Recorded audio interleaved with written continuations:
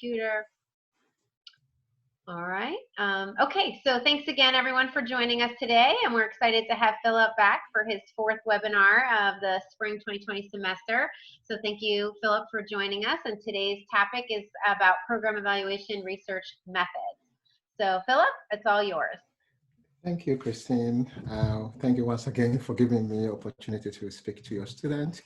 As you all know, this is my 4th presentation, and I hope that you have learned a lot from my previous presentation. And today I'm just going to give you, can I say a brief information? I will see whether I can provide everything within 1 hour about research evaluation, program evaluation research methods, right? And I'm going to also start by talking about how you see yourself as an evaluator, right? So let's get started. So the first part, as I told you, I'm going to talk about you as an evaluator, right? So are you internal evaluator or external evaluator? What are your roles? What are the guiding principles that you have to take into consideration when doing your evaluation? So these are the 3 issues that I'm going to talk about. During my presentation, if you have any question, feel free to ask me, and I'll be happy to address your research, all your questions for you, right? So internal evaluator, I think that this term is very simple. Internal means that you are part of the program. Before they label you as an evaluator, you have a specific responsibility there already. Maybe you are part of the program developers who started the development of the program. Maybe you are part of the staff who are implementing the program, and maybe you are a participant or a beneficiary of the program, right? Or a stakeholder. Maybe you are funding the program or you initiated the program, right? Everything evolves around you, right? So we will call you an internal evaluator, and there are advantages and disadvantages, right? One advantage is that because you were part of the program, you are more knowledgeable, right? We assume that you are more knowledgeable than the person who is just coming in terms of the program, because you were part maybe in the development of the program or implementation, right? And because you know the stakeholders and maybe participants and some of the implementers of the program or program staff, there's high probability that you have good relationship with them. They already know you, right? And then, so this means that it's very easy for you to involve them in the evaluation because they know you, they know your temperament, they trust you, they know that you want the program to succeed, right? You don't have any ulterior motive, right? Because of that, they are open to you, and most likely it's going to be very difficult, easy for them to be part of your program evaluation. In terms of access of data, right? It's also easy for you to get access. I think I spelled access wrong. I think it's CC. Okay. Let me correct it right now. In terms of access, because they know you are part of the program, they are open to share everything with you, even the email corresponding. Maybe if you want that, they'll be able to provide that information with you. Also, it's also easy for to promote the need to use the findings. So this means that if you finish the program and you want people to really use it, because you are part of them, you'll be able to convince them to use it because you are part of the program. But there are some disadvantages, right? One of them is bias. Because you are part of the program, there's high probability for you to be biased, right? Sometimes you may look into only the positive side of the program because sometimes you don't want to feel bad because the program is going bad or things are going wrong. So you always want to target what things can I talk about, can I focus to show that the program is working, right? To show that the program is effective. Because of that, you may overlook the negative aspect or unintended consequences of the program. You are more likely to be influenced in terms of what to share outside. So sometimes when you go for a meeting, they discuss, okay, so you finished the program, right? We want to report to maybe our external stakeholders or the public, right? People might influence you what you have to share, what you shouldn't share, right? So there's a little bit of influence when it comes to sharing information to the public. So external evaluator, you you are a person who was not part of the program, right? And then you have been called upon to do the evaluation, or bring yourself and say, okay, I want to help in evaluating this program.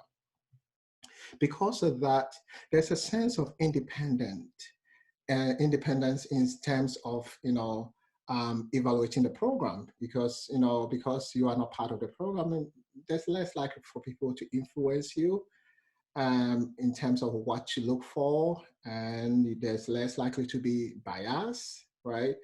And there's more likely for you to be balanced in terms of providing the evaluation report, right? And the disadvantage is that because you were not part of the program, you may lack a lot of information about the program, right? Sometimes when you are even want to know more about the program, you may be given just a brief information about the program, not a lot. So that's the thing that you have to think about when you want to evaluate. And it's not easy to build trust. Sometimes it takes time for them to know you, for them to know your intentions. Sometimes you have to have a couple of meetings with them and discuss your plans for them. So you have to give them a little bit of time for them to trust you, know your intention so that they'll be open to you. And it's sometimes very, very challenging to involve them in the process compared to internal evaluator. And it's also difficult to have access to data, especially when it comes to data that they think that is going to show that the program is not working or is going to bring an issue. Maybe they had a meeting and they don't want to share maybe the minutes with you because they think that it shows the negative aspect of the program, right? Sometimes it's very difficult for you to access. And also challenges to encourage them to use. Sometimes you will lay down based on the finding, this is what you have to do to implement the findings or use the findings. But because you are external evaluator, you may not have time to go back and check and find out whether they are implementing. So there's less likely for them to, use what you found. So these are the things that you have to think about as whether you are external evaluator or internal evaluator. So let's go into the roles, right? Sometimes you may see yourself as a judge, especially when they ask you to, okay, this is the program, tell us whether the program is effective, right? So you have to find, okay, what should I see to conclude that this program is effective?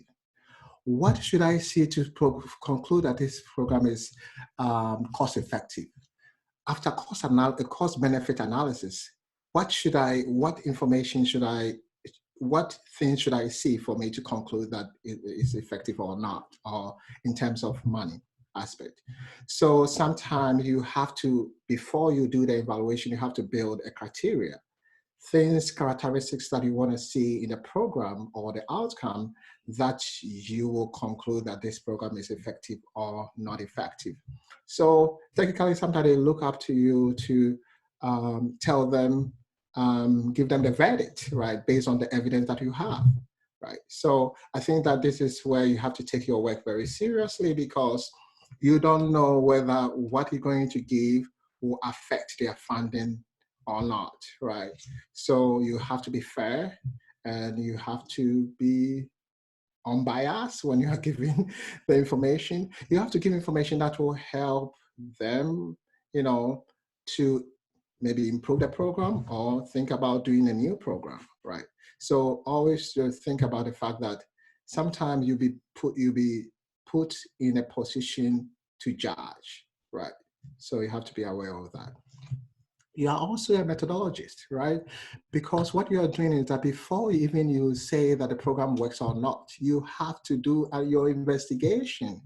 And this means that you have to have a purpose, a clear purpose of your evaluation. You have to have a research question. You have to think about who should I talk to get that information. You have to think about how do I analyze and present the result. And this one should be very systematic in a sense that people will trust your conclusion, right? You should be able to show to your stakeholders step-by-step approach. This is my purpose.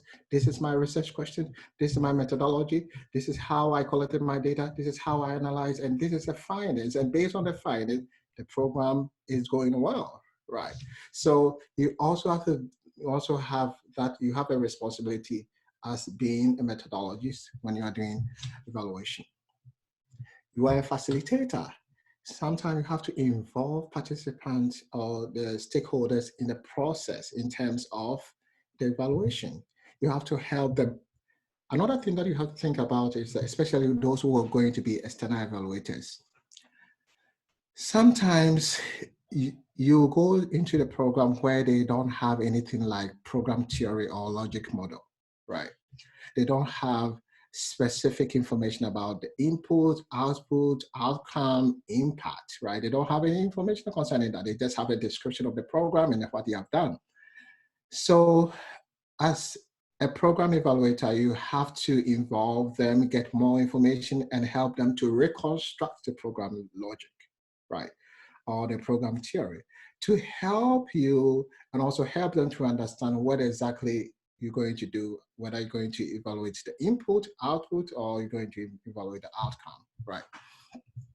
You also have to work closely with them in terms of sometimes you have to, after developing, first, maybe you can even talk to the stakeholders. Where do you want me to interview? Which part of the program do you want me to interview? Do you want me to evaluate? I said interview. So which part? So based on that information, you create the program purpose or the evaluation purpose. You then give it to them and say, okay, this is based on what we talk about. This is the purpose of the program, the evaluation. What do you think about it? Seeking feedback. And based on that, it's a way of involving them. It's a way of helping them to use the findings because they know the process. They were part of the process, right? So you are a facilitator and you are an educator too, because you have to let them know your responsibilities, right? What exactly you're going to do. You have to share with them the rationale behind your actions and the decision that you're going to make so that they trust what you found. You have to educate the reason behind choosing a specific design or a specific purpose of evaluation. So you also have to, educate them about how to use the findings. So you are an educator. So these are the three main roles that you may play. Sometimes based on the area that you're going to focus on, you might not be a judge, but you might be a methodologist or facilitator or educator. So think about your role, think about yourself. Think about what exactly you're going to play, the role you're going to play in this process. And then you have to also, when you go to the American Evaluation Association, they have a guiding principle there. So I took this information from that place to just help you to think about, okay, all these actions that you're going to take, are they in line with guiding principle for evaluators, right? So one of them is, being systematic in your inquiry, right? So you have a clear purpose, clear questions to answer. You have thought through how you're going to collect your data, how you're going to analyze, and how you're going to communicate the findings. You have to think through. It should be systematic so that you can explain to people so that people will believe what you found. You have to be competent. And that's the reason why you are taking courses to help you to do your dissertation, right? You are gaining the needed skills for you to implement what you want to do, right? So sometimes stakeholders will ask you a lot of questions, right? If you are not knowledgeable about what you want to do, they will not trust what you want to do. if you tell them that you want to do a mixed method, use a mixed method design to do the evaluation, and they ask you what is mixed method design, and you cannot explain to them, they think that you don't have that knowledge, so they will not trust what you found. So always you have to do your homework well, get the needed skill. How do you get it? Taking courses, listen to presentations. There's a lot of presentations online that you can listen to. Also, articles on evaluation. You can see best practices, right? And then you learn from the best practices and then use them, and then you cite sources, and that's how you're going to get, knowledge, right? Now, because of there's so many information out there, right, that you don't have to suffer to get access to information. Just Google, you can get a lot of information, any information that you want, you can get it. And the most important thing, gain the skill, and so that you feel confident as you're explaining to your audience and maybe your dissertation committee about what exactly you're going to do, right? Because if you don't have the competence, it will adversely affect how you're going to go about your study. And then you have to, do things with integrity, right? You have to be honest, right? You have to be transparent. Let them know your intentions. I'm talking about the stakeholders. By doing so, they will trust you. They will open up and they will tell you everything that you need. They will give you every information that you need, right? And you have to treat everybody fairly, right? And I think that's a way of going about things and being able to accomplish your goal. Next one, you have to respect people, right? You have to treat everyone with respect, irrespective of their background, their ethnicity, social orientation, and sexual orientation. Anybody, you have to treat them with respect. And because when you respect them, it's reciprocal, they respect you. And you have to be professional, and also have to protect the privacy. The fact that you are coming to judge a program doesn't mean that you can just take information from participants without their notice. You have to seek permission. You have to make sure that IRB have approved your study before you start collecting data from participants. Participants shouldn't be forced to participate in your evaluation. They are participants of the program, but they are not supposed to be forced to be part of your study, right? So this means that the fact that there are 10 people or participants of the program doesn't mean that all the 10 should be part of your evaluation program. Maybe 5 of them will say that, no, I don't want to be part, right? So it's the same thing as doing research. You shouldn't force people, it should be voluntary. So you have to think about this when you are collecting data, right? And everything should be based on a common good, right? Make sure that any actions that you are taking is not adversely affecting the vulnerable population, right? And minorities should be well represented if they are part of the program. And you have to be inclusive. You have to promote inclusiveness, and you have to address the needs of the marginalized if that's your focus, and treat everyone equally. So these are the things that you have to think about.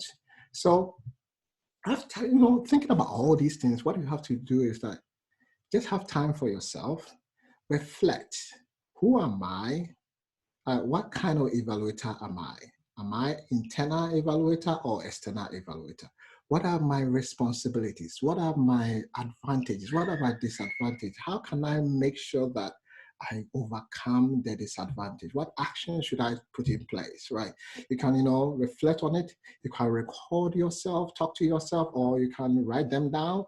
You just, try to know who you are and your role before you conduct the evaluation, right? What are your roles? What are the ethical principles that will guide your decision and actions? What are your thoughts, your hope? Sometimes you have to think about, these are the fourth part is thinking about your biases, right? Maybe because you are not part of the program, just reading about the program, you already have misconceptions. This program will never work. right? So you are going in there with negative perception about the program without even collecting data, right? So you have to think about, okay, what do I think about the program? What do I expect from this program, right? Then you put them aside and then put the cap of a judge who is going to be looking for evidence to make your conclusion, right?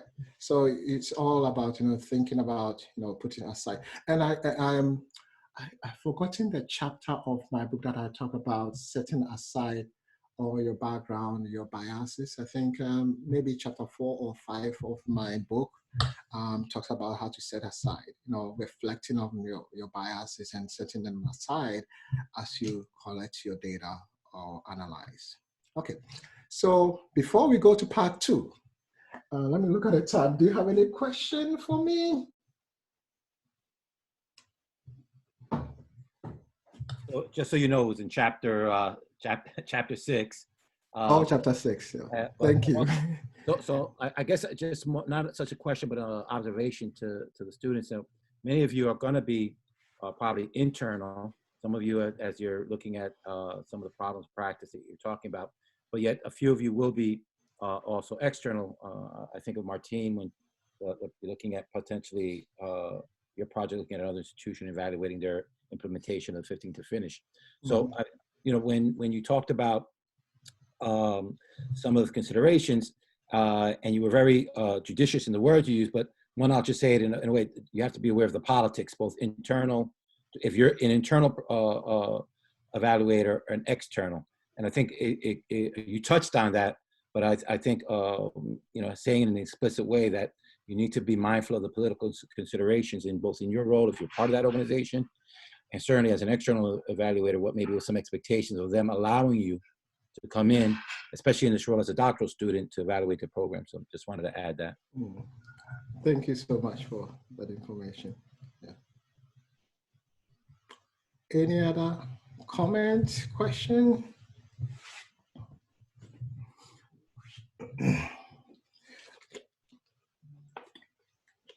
No, I'm really excited though, because I still pretend like I know what quasi-experimental means and I don't. Okay, let's go straight ahead. And that's the main presentation, the main purpose of this presentation. So there are, 3 more main areas of evaluation research methods. So we have the quantitative, we have the qualitative, and also mix, right? And then, so let's start with the quantitative. So when do you want to, these are the conditional things that you have to think about if you want to decide or when to use this kind of design, right? So quantitative means that you are collecting numbers, right? Sometimes you are using a survey with close-ended questions and then with participants giving them to respond to, choose one of the responses, right? Maybe based on whether they are satisfied with the program or you are measuring a specific kind of condition, right? So you'll be collecting numbers. Sometimes you may collect a qualitative data, but you can maybe we call it quantitative content analysis, where you can transform the qualitative data into quantitative data, right? Or quantitative findings. It's possible for you to do that, right? And you also have, especially when you're looking into a specific variable and you have instrument to measure or you have developed your own instrument, yes, you can use this kind of design. And then I have, if you have my PowerPoint, I have this resource that is very useful, especially for those who want to use their own instrument. These are the options that you can look through and see which one. So let's say you are finding out their level of concern, right? You can give them these options, right? So you can go through and see which one may apply to you. And I hope this one will be helpful for you, right? So we have descriptive, and also before I go on, we have different names for the evaluation method. So it all depends on the article that you are reading or the textbook that you are reading. Sometimes when you are reading a textbook that the person is more quantitative oriented, they will emphasize everything on quantitative evaluation design. When the person is qualitative oriented, most of the design will be, they will talk about the qualitative aspect, right? Some people are mixed method. So it all depends on the book that you read. So what I'm giving you is a general information. And as I said, just think about it in a broad sense, right? So one option is, descriptive evaluation design. Descriptive means that you are just describing, you are not comparing anything, you identify a specific variable. In this case, maybe you want to find out whether, the question is how many students pass the statistics course after introducing them to online resources, right? So you want to just find the number of people who've passed, right? So this one you just describe, at the end of the day, you just give, okay, 20% pass or 30% pass or 80% pass the course, right? So you are describing, you are not comparing anything. You are just telling what it is in numbers, right? So you are summarizing data. That's why you have to conduct descriptive statistics, right? So let's say your variable is continuous variable. What it means that maybe if it's just like GDP, no, not GDP, GPA or test scores are continuous variables. So you present the mean score and the standard deviation, right? And then you are done. And if it's categorical data, maybe you are looking into different groups of people, right? Or maybe those who pass and fail. You bring the number of people who pass and their percentage and the number of people who fail and their percentage. So it's a categorical data. Group them into various categories. So descriptive evaluation is just describing. Most of the time you use this when you are doing formative evaluation. You are describing the program activity, number of sections that was done, number of people who completed a specific, that kind of descriptive, but you are putting them in numbers, right? Sometimes summative evaluation can also use descriptive. The most important is that you are not comparing anything, you are not comparing any variable, you are just presenting numbers, you are summarizing numbers or what you have measured, right? Pre-experimental design, and I have a lot of resources here. One is YouTube, is very good, I think, to give you a big information about different kinds of quantitative research design. So just to get an idea, more information about it, you can go into that. Pre-experimental design means that you have one group and then you are measuring them maybe before the program implementation and then after the program implementation, the same variable, right? And then you compare and see whether there's an improvement or not, right? So, so we have different names. We can say that within subject design, because you have one group that you pass them through different conditions. The first condition is condition without the program, right? And then you measure the variable. Maybe you are measuring their anxiety, right? Before the program, you measure their level of anxiety. Then after the program, right? That's a different condition. You measure their level of anxiety and you compare whether it's an increase or decrease in anxiety, right? So most of the time when you have before, or it can also be called pre-post design. And this means that you have one dependent variable, example is an anxiety, right? And dependent variable is any variable that you are measuring, right? And then independent is the changes that we make.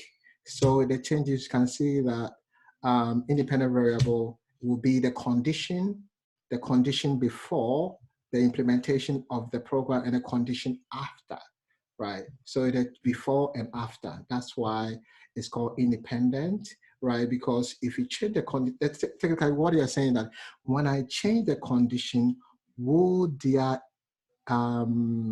anxiety level change based on the change of condition, right? That's why you measure them before the implementation of the program and after the implementation of the program, right?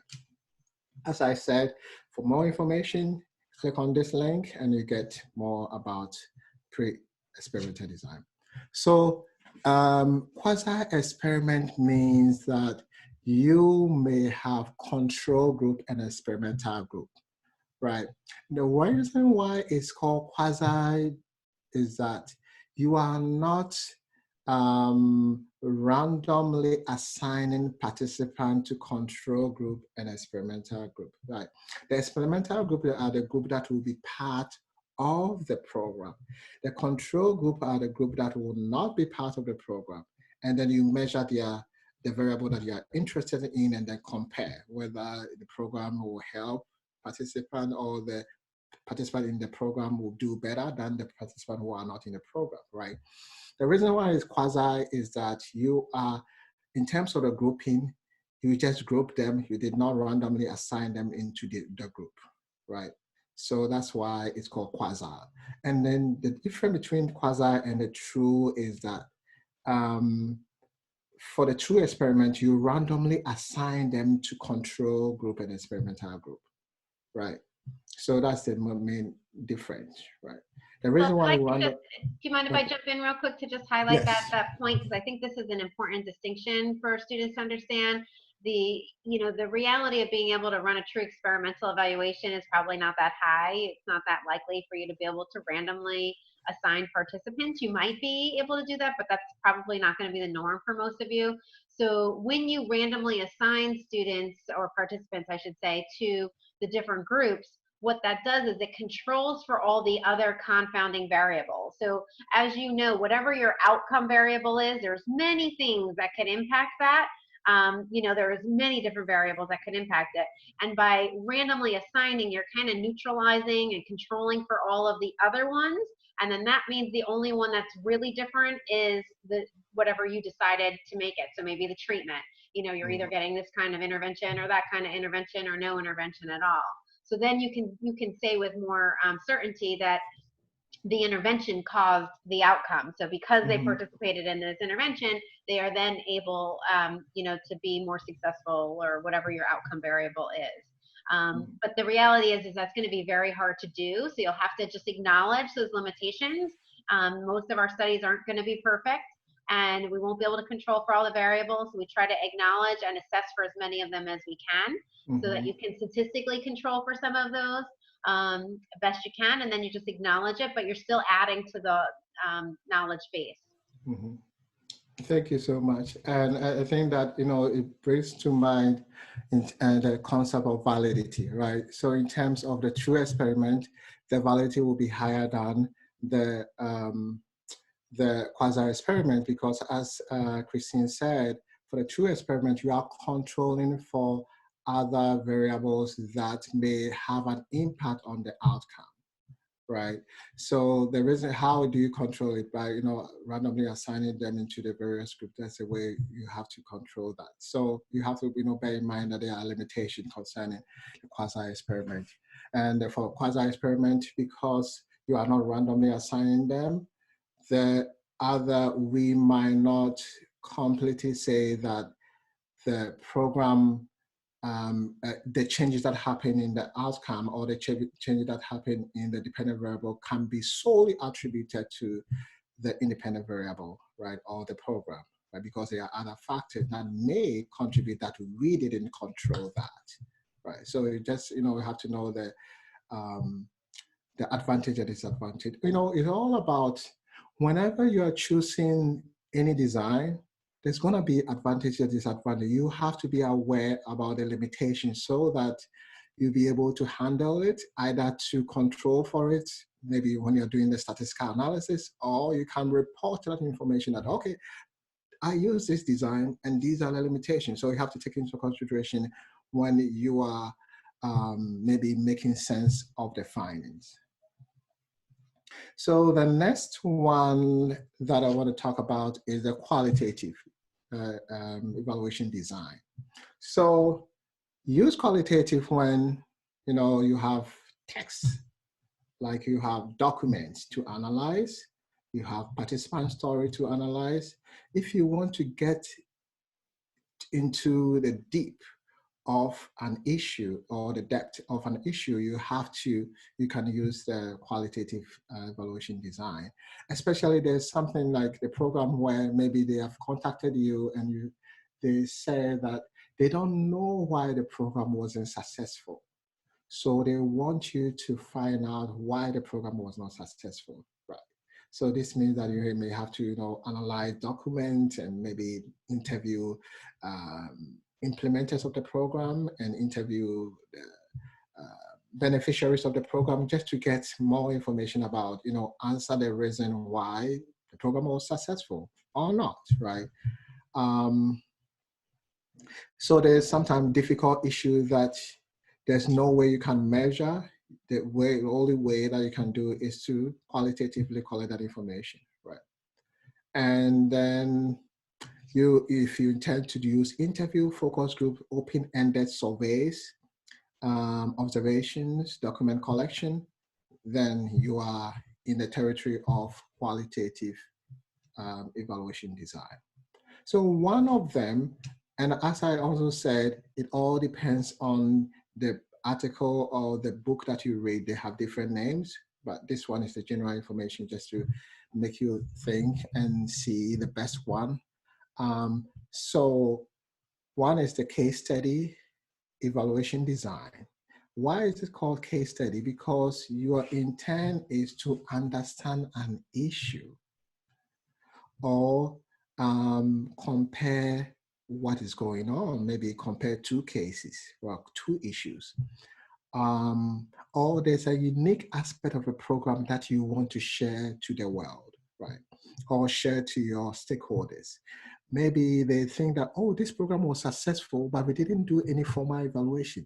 Can you do this evaluation for us? To show to the world or the stakeholders or the public that, okay, these are the things that we did, and this is how we were successful, right? So you can use a case study, right? Because you are looking at the issue as a case to understand. And the unique aspect of this one is you collect multiple data. So you are not going to only do interviews or focus groups. You can collect multiple data from multiple sources just to get to the main issue in terms of understanding the issue that you want to focus on. We have ethnographic evaluation design. As the name implies, just the same thing as the ethnographic approach, when you're doing a traditional study. Most of the time, ethnography means that participants are doing something in a natural setting. You really want to understand what they are doing to help you to maybe make some conclusion or arrive at a specific goal. So you go to their place that they are carrying out their duties to observe. Sometimes you want to participate. You do observation and take notes, and sometimes interview some of them, review documents, and ask them about question about the document, right? This one is very good when the program is being implemented, right? So you go there, you go to their maybe meetings, you take notes, you talk to some of them, you also observe as participants are participating in the program to get more information, right, from them. At the end of the day, maybe you want to know what is going on with the program, or you want to maybe see how participants are benefiting from the program. It takes a long time for you to take this, carry out this kind of approach, because when it comes to ethnography, you need more time. You have to, sometimes you have to build trust, especially if you are an external evaluator, because you being there might change things in terms, especially when you go to their meetings. They might not talk about things that they in ordinary occasion they might talk about because you are around. So you have to think about all these things if you, in case you want to choose ethnographic evaluation design. Then another one is phenomenological evaluation design. Phenomenology is all about capturing participant experience, right? People have passed through certain experience and you want them to share that with you. One example, if you want to know the perception of, or you want to know the experience of program staff, you can interview them, they can share that information with you, you analyze and then present the findings. You want to know the perception of participants of the program. You can interview them and get all the information that you need, and then, you know, develop themes and address your research questions. So this is all about experience, perception, thought about something. Then you can use a phenomenological evaluation design. The next one is gradient theory. This is normally done if, let's say, you want to, especially when you want to do implementation evaluation, where you want to reconstruct how the program activities led to the specific outcome. You want to capture a specific process. You want to design a model to reflect the process, how it started from input and ended with output, right? So if you have that kind of purpose, then gradient theory will be the best, because you are developing a theory to represent an event, a behavior, or a process, right? Besides this, and I've seen some evaluation that they don't even mention these types. They just go and say, they just say that they are doing a qualitative evaluation design. And then they talk about the data collection strategies that they use, you know, to help them to address the research question, right? I always tell students that look at the best practices, and then you can replicate or copy some of the things that you see, right? So you don't have to strictly follow these sometimes it doesn't really fit what you want to do, right? So any question? If not, we can go into the mixed one. So the mixed method is all, mixed method evaluation design is all about collecting qualitative and quantitative data, right? Either you collect it them at the same time, or you collect one, analyze, and then wait for you to get the findings, and then use the findings to inform the other approach, what you have to do for that approach, right? So in case you plan to collect two kinds of data, then you can call your approach a mixed method evaluation design. And let's say if you want to use one method to complement the other method, then you can use, and it's called complementarity rationale. Okay, so each approach that we're going to use for the mixed method has a rationale behind, and these are some of the rationales that you have to think about, right? So the second one is if you want to use one approach to inform the implementation of another approach, it's called development rationale.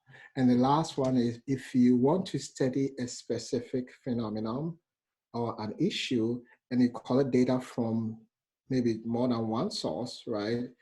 Which is qualitative and quantitative data to address the same issue, and you are using one approach to validate the other approach, then you are using mixed method approach with triangulation rationale. And if you want to get, okay. Can I interrupt real quick with a question and a comment? So yeah. The question is can you talk a little more about how the first and the last one are, different from one another, just kind of differentiate the two? And then the comment that I'll make is that I think that most of you will probably end up with some type of mixed method evaluation, as you saw even with the assignment that you did on the Community College Showcase, and that's a very, very small program, but still a program nonetheless. There was value in the quantitative analysis that you did, and also the qualitative analysis that you did. So that was kind of really the second one, I would say, kind of using both approaches to inform, if I'm getting that correct. But I'll let Philip go ahead, and if you can just differentiate those a little bit more, that'd be great. Okay, so for the first one, you normally focus on it when you want to use when you have a perception that each of the approach have limitation and strength, right? Quantitative the limitation of quantitative is that it will tell you information, but it will not give you how or why, right? Qualitative will give you the rationale, the reasons, right? So let's say you do a survey and then you get all the information about their anxiety levels, right? It just present the anxiety to you. You don't know why, but getting their stories behind those scores will give you more information about the quantitative finding that you're going to get. So in that case, one is complementing the limitation of the other, right? That's called complementarity. The fourth one is you look at them as, okay, I want to make sure that what I've arrived at, the finding I've arrived at is the true findings, right? Irrespective whether irrespective of their limitations, right? So what you are saying that are the quantitative findings similar or are the same as the qualitative findings, right? So normally you use triangulation where you are looking at one issue and then you look from different angles, right? To look at the same issue. So one is validating the other. So if, let's say, based on the quantitative finding, it shows that most of them had low self-esteem, right? And then you interview them, and most of the story that you are getting are the fact that they have low self-esteem. You see that the qualitative is validating the quantitative findings. You see that? So it's a triangulation rationale. Complementarity is that normally maybe you are using one approach, maybe quantitative, right, qualitative, and you interview about 8 people, right? And you got all the information, right? The limitation is that the information that you have gotten cannot cannot be generalized to maybe the whole population of participants because you talk to only 8 people and this is what you got. So maybe let me do a survey and survey most of them and see what so the findings will complement the limitation that you have gotten from the qualitative finding. So that's why it's called a complementarity rationale. And also there's an article that, I can share with you. I think there's the reference is there that you can get access to the article. It's explaining well enough. And I have a lot of presentation on mixed method. It's online, on PowerPoint and also audio and video. So I think that if you want more information, you can listen to my presentation. I think I have 4 or 5 presentations on mixed methods. I think that will give you that like a big picture of it, right? And okay, so in terms of sequential mixed method, sequential means that you are starting with one method, right? This means that let's say you collect data, you analyze, and then get your findings and use your findings to inform what should be next. One example is that you might interview them and get information about maybe their self-esteem, right? Based on the findings, you can develop a questionnaire, right? And then give it to all of them again, or most of them, to get get more information, whether this information that you have gotten can be also applied to most of the participants, right? So sequential means the difference between sequential and concurrent is that sequential is you have to finish with the first approach before you go into the second approach. And the first approach informs the second approach, right? So that's why it's called, and then we have 2 main types, right? We have 3 types, but for the evaluation, we can focus on 2. We have sequential exploratory design. This means that you start with qualitative and then analyze the data, get your findings, and then based on your findings, you go ahead with the quantitative, right? So, and then sequential explanation design is where you start with quantitative, and then based on your findings, you do maybe an interview to help you to address the questions that came up and the quantitative findings, right? That's why it's called sequential. So you have to, you see this diagram? The first one have to finish the race and give it to the second person, right? If the person haven't finished what they have to finish, the lap, the second person cannot collect the baton. So that's all about the sequential. Concurrent means that you are collecting qualitative and quantitative data at the same time.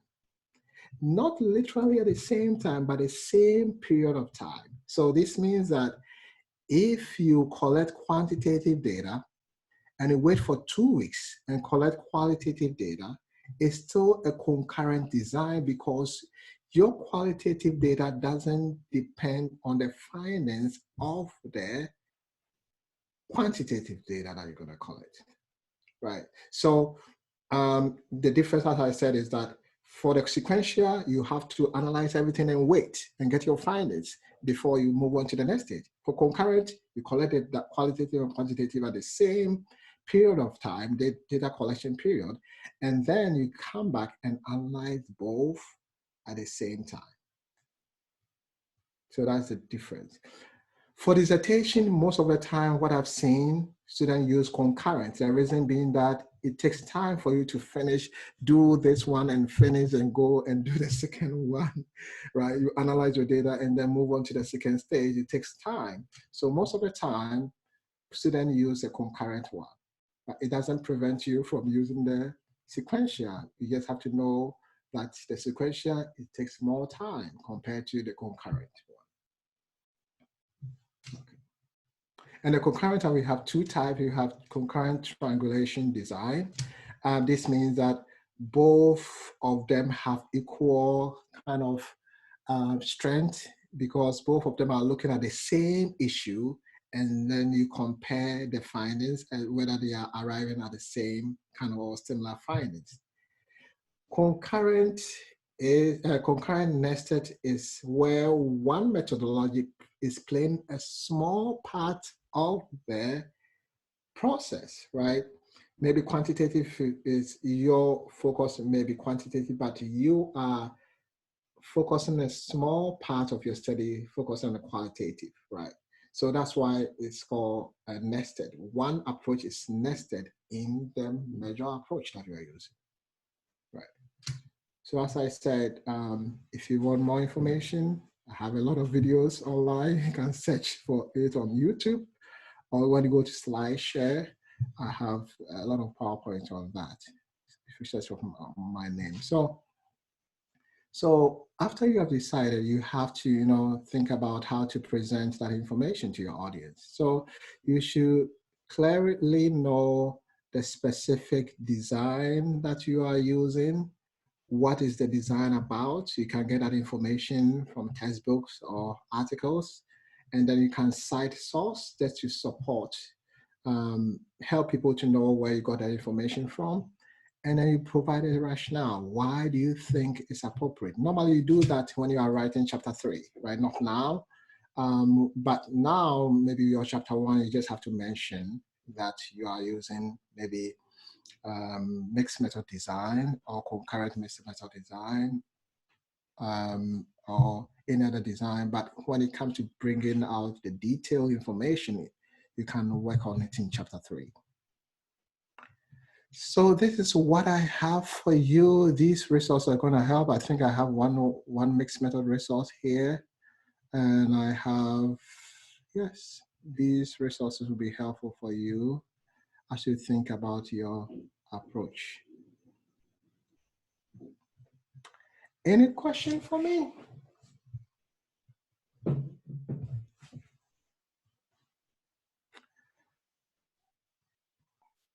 And you don't have to ask me a question about only this. Any question that you want to ask me, I'll be happy to address. I think the time is up, but we can maybe add 2 minutes. I think my sense is that you'll probably get questions when you actually start focusing on this chapter. So this is really kind of just to get their feet wet and start just thinking about it. Obviously, everyone's working right now and trying to take a grasp of chapter 1. So, but I think this is a very good primer to give everyone kind of like an overview of what to expect. I was just wondering, Thank where you. can we find the references that were mentioned in the PowerPoint? I've sent the the references. This references. No, on the previous slides. Uh, They were in blue also. these. I think they are all here. They are all here. Let me see. Right there, right there. 7, 18, 19, and 20. Those link out, so, Yolanda. So if you click on them, they're hyperlinked. Oh, the hyperlink. Yes. Yeah, so If you you'll click be, on- you have the PowerPoint is already in the Blackboard shell, so you already have it, and you just have to click on the link, and then it'll. Yes, you just bring you click out. on it and get that Okay, information. thank you. You're welcome. Any other questions? All right, well, I'm gonna go ahead and stop recording, and